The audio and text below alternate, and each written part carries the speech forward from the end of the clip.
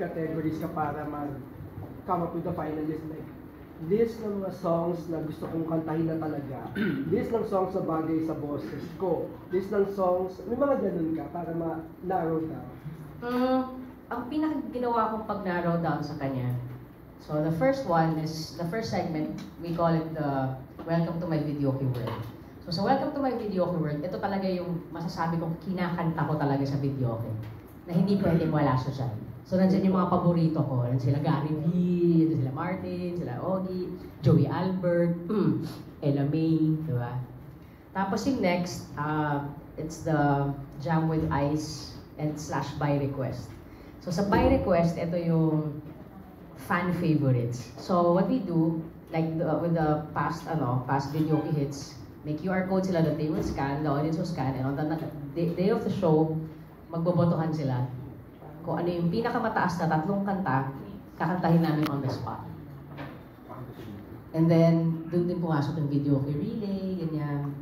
Tapos after that, doon na yung Icified. So Icified, din yung mga songs like what I mentioned kanina, din yung ni-rearrange namin para magkaroon ng ibang flavor na bumagay sa boses ko. And then of course, my hits sa dulo hanggang sa pati dance music hanggang na. Ayos, hindi mo ba i-release? Kasi napanood ko yung last yung IC5. Tutuwa ako dun sa version na parang may jazz, may reggae, sa mga Yes. yung take mo sa mga songs. Hindi mo ba plano i-release yun As an album? Oh. Alam mo, na-float yan na idea ni Mike Villegas, yung gitarista namin. And, alam mo, posible na parang Icified lang siya coming from all the videoke hits na. Kasi the first one also, ang ganda ng mga kinalabasan. Like, diba we did Dancing Queen. Ito, ang ganda ng rendition namin ng, hindi naman po sa nagbubuhat ng mga pero sobrang happy kami sa kanilabasan ng anak. So, parang amazing yung ang galing ng banda ko. Sobrang galing ng banda ko. Yun din yung parang hit ng sa mga segments mo sa past. Yun isa yun sa mga parang most uploaded sa napansin ko. Oo, ang ganda talaga. Ibang klase. So, di ba doon mo makikita na parang, it's the same song, but when you rearrange it, di ba, parang nagkakaroon din ng ibang flavor. So, yeah, sarap. Ice yung... Yes, Before we keep moving forward sa concert that's coming up, share mo naman sa amin kung ano na-feel mo ng birthday edition. Kasi alapos na yun ka na namin ulit makakausap since then. Sold out right away. Yes. And anong pakiramdam ng unang concert mo for your birthday? Alam mo, saya. Kasi normally talaga, ayoko nagtatrabaho ng malapit sa birthday ko. Kasi, meron mga gig lang, pero hindi concert. Kasi syempre pag concert, ang laking preparasyon yan eh.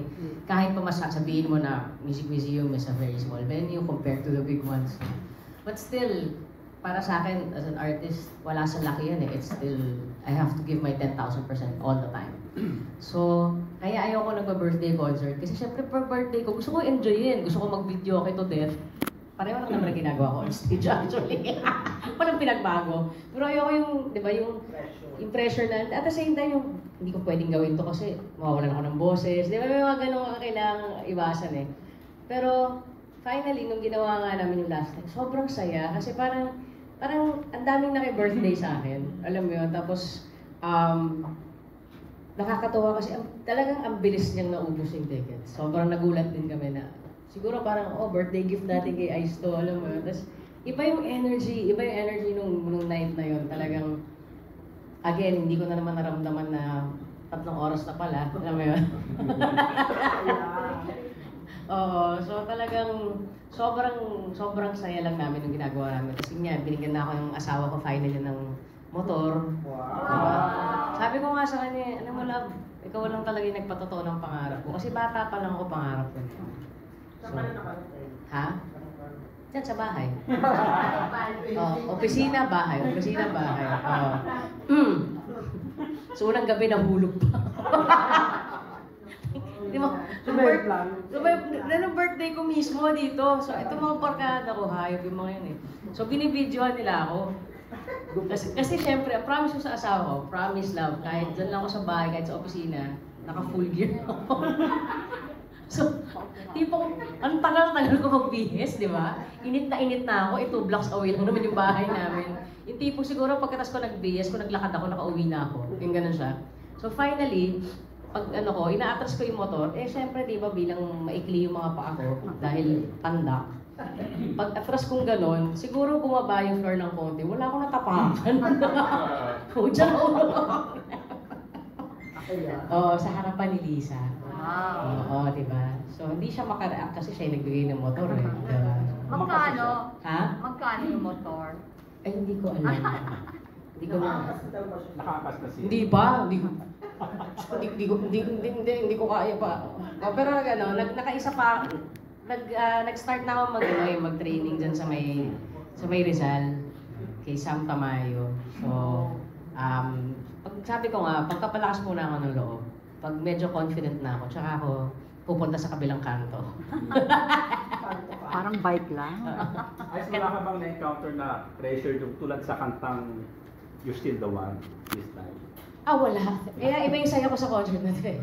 Walang makanta sa ex, gano'n.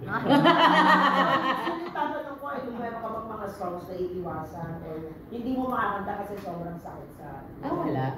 Wala naman akong gano'n.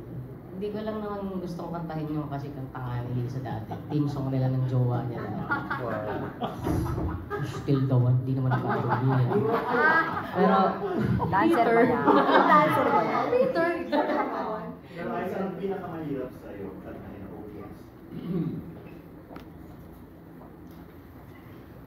Dito sa show na to, masasabi kong nahirapan ako kasi ngal-ngal kabayo na ako nung time na dumating yan. Pero napagod ako dun sa salamin. Salamin. Sasayaw pa rin? Oo. Kasi ang ginawa, kasi medley siya. So, medley siya ng gento, tsaka ng salamin. So, kinarir ko super duper yung gento kasi mga F na F ko. Oh, SB19, oh yeah, Pogi, ganyan. Tapos, feel na feel ko yung pagkaldag ko doon, oy. Eto na, pagdating nung salamin, hala, hindi ko na-anticipate yung pagod. Buti na lang may backup dancers, tsaka may backup vocalists. Ngal-ngal kabayo talaga. Hindi ko na siya makanta ng maayos. So, I really have to pace myself. But, Walang asma ata. lagi ko namang dala yung gamot ko eh. So, anytime naman kailangan ko, madali na yan. Yeah. But yan.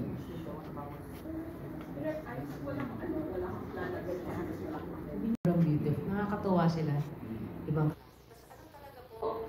kinagkwento sa akin ni Liza, nasa pila pa lang daw sila. Nag-exchange na sila ng mga numbers, ng mga, feeling ko kakantahin niyo yung 5488. Mga ganun yung mga usapan. Numbers. Hindi title ng kanta. So happy kami because parang you see audiences sa di ba? Normally, sabi ko, audience ko nasa ganitong age bracket lang. Ito hindi, may kita mo from medyo may seniors tayo, pero di mas bata-bata. And then the youngest one na nakita ko was like siguro mga 7, 8 years old. She even went up on stage. Tapos talagang siya, kahit hindi niya alam yung kanta, game na game. Sobrang tuwang-tuwa ako. Kahit sinong abutan mo ng mic, kakantahin niya yung song. Yes. And yun yung masarap kasi at the end of the day, parang I want to make everyone feel that it's okay to sing. Whether di wala ka sa tone or, di ba? Hindi naman kayo yung nagko-concert eh. Okay lang yan. Hindi to contest.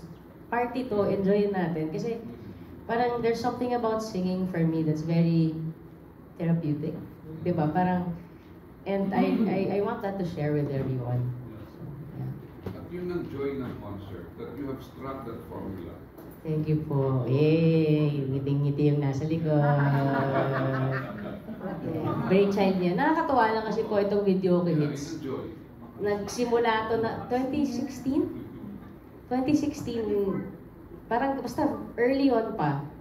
Nakita ko lumabas lang siya sa Facebook ko na parang ang simula niya concept ay kakanta lang ako ng mga video ko songs and then we'll rearrange it my way na, how I sing it. Pero ang ganda na dinagdag ni Lisa talaga na element na talagang siya yung nakaisip na let's really involve the audience. Kasi dun, for me, din yung naging magic ng show eh. Kasi kung hindi, walang ganon, it's just another show. Na kumakata lang ako ng mga songs na video. Okay, pero ito dahil may audience element siya, it's a big element. It suddenly became so different.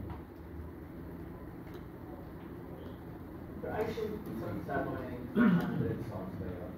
Oo, yung pinagpilian ko. Lahat yun ano? Lahat yun nakanta. Hindi man nakanta sa stage, pero nakakanta ko siya. Like, habang nagdadrive ako, kinakanta ko siya. Mahilig talaga ako kumanta.